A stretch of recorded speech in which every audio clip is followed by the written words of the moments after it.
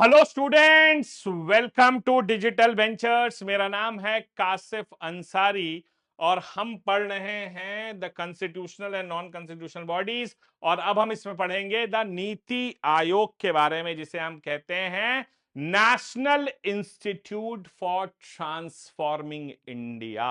क्या बात है, बहुत ही बढ़िया, अच्छा बात है, बहुत ही अच्छा। तो भाई क्या होता है कि national institute for transforming India ये हमारे देश में एक बहुत बड़ा थिंक टैंक है।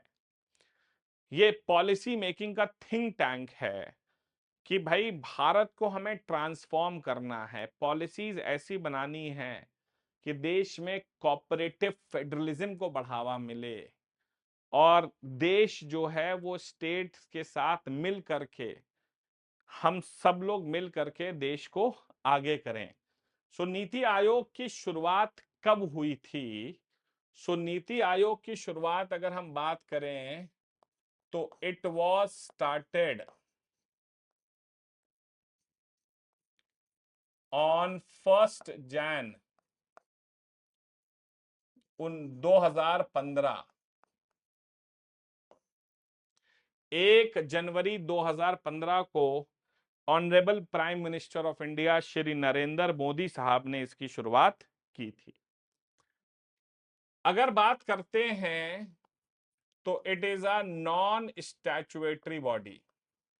ये हमारे देश में एक नॉन स्टैच्यूएटरी बॉडी है, मतलब कि इसको बनाने के लिए संसद में कानून भी पास नहीं किया गया है। ये एक नॉन स्टैच्यूएटरी बॉडी है हमारे देश में। इसको बनाने के लिए संसद में कानून भी पास नहीं किया गया। ठीक है। और इसको बनाया गया था हमारे देश में एक 60 साल पुरानी बॉडी को रिप्लेस करके, रिप्लेस्ड बाय प्लानिंग कमीशन। हमारे देश में एक प्लानिंग कमीशन था, उसको रिप्लेस करके इसे बनाया गया था, विच वॉज स्टार्टेड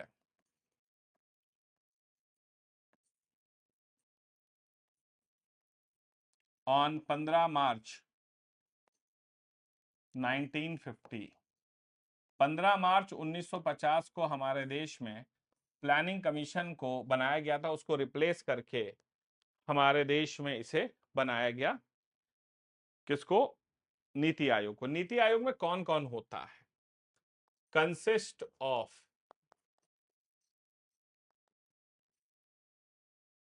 एक चेयरमैन होते हैं और ये फिक्स हैं कि ये प्राइम मिनिस्टर ऑफ इंडिया होंगे। देश के प्रधानमंत्री जो हैं इसके चेयरमैन होते हैं। ठीक है, हाँ जी।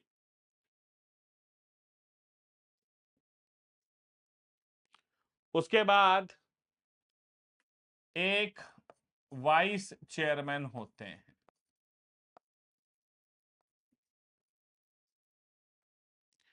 एक वाइस चेयरमैन होते हैं। 4 फुल टाइम मेंबर्स, 4 जो हैं फुल टाइम मेंबर्स होते हैं। फुल टाइम मेंबर्स होते हैं जो कि मिनिस्टर ऑफ स्टेट का जो है दर्जा रखते हैं। वाइस चेयरमैन की नियुक्ति प्रधानमंत्री ही करते हैं। ठीक है। 2 इसमें पार्ट टाइम मेंबर्स होते हैं। 2 इसमें पार्ट टाइम मेंबर्स होते हैं। 2 इसमें क्या होते हैं? पार्ट टाइम मेंबर्स होते हैं। ये लीडिंग यूनिवर्सिटीज वगैरह से, रिसर्च ऑर्गेनाइजेशन से आते हैं। 4 ex officio, 4 ex officio members होते हैं। ये basically union council of ministers से निकल के आते हैं, जिनको नॉमिनेट हमारे प्रधानमंत्री करते हैं। ठीक है। एक चीफ एग्जीक्यूटिव ऑफिसर होते हैं इसके, जिसकी नियुक्ति प्रधानमंत्री करते हैं, जो कि रैंक ऑफ अ सेक्रेटरी के रूप में होते हैं, ठीक है। और इसके साथ साथ एक इसका सेक्रेटेरिएट होता है, एक सेक्रेटेरिएट होता है इफ नेसेसरी, अगर जरूरत पड़ी तो एक सेक्रेटेरिएट भी बनाया जाता है। तो यहां पर इसकी नियुक्ति पीएम करते हैं। फुल टाइम मेंबर्स कितने होते हैं मैंने आपको बताया, 4 होते हैं जिनको रैंक मिनिस्टर ऑफ स्टेट के बराबर मिलती है। 2 पार्ट टाइम मेंबर्स होते हैं जो बेसिकली किसी यूनिवर्सिटीज वगैरह से आते हैं। ये सेंट्रल काउंसिल ऑफ मिनिस्टर से निकल के आते हैं, जिनको नॉमिनेट पीएम करता है। इसको जो है appointed by the prime minister. हाँ जी। हम्म। तो अगर हम बात करें नीति आयोग की, तो नीति आयोग बेसिकली क्या है, आप कहेंगे the NITI Aayog is a think tank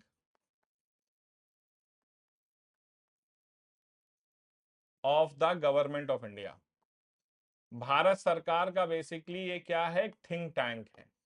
so NITI Aayog is the think tank of the government of India. तो भारत सरकार का बेसिकली नीति आयोग क्या है, थिंक टैंक है, जो कि ऐसी पॉलिसीज बनाता है जिससे देश का ट्रांसफॉर्मेशन हो सके, देश में बदलाव आ सके, देश में कोऑपरेटिव फेडरलिज्म बना सके, ठीक है। इसके लिए हमारे देश में नीति आयोग बनाया गया। थैंक यू, मिलते हैं अगली क्लास में। Till then do take care of yourselves. जय हिंद, जय भारत एंड वंदे मातरम।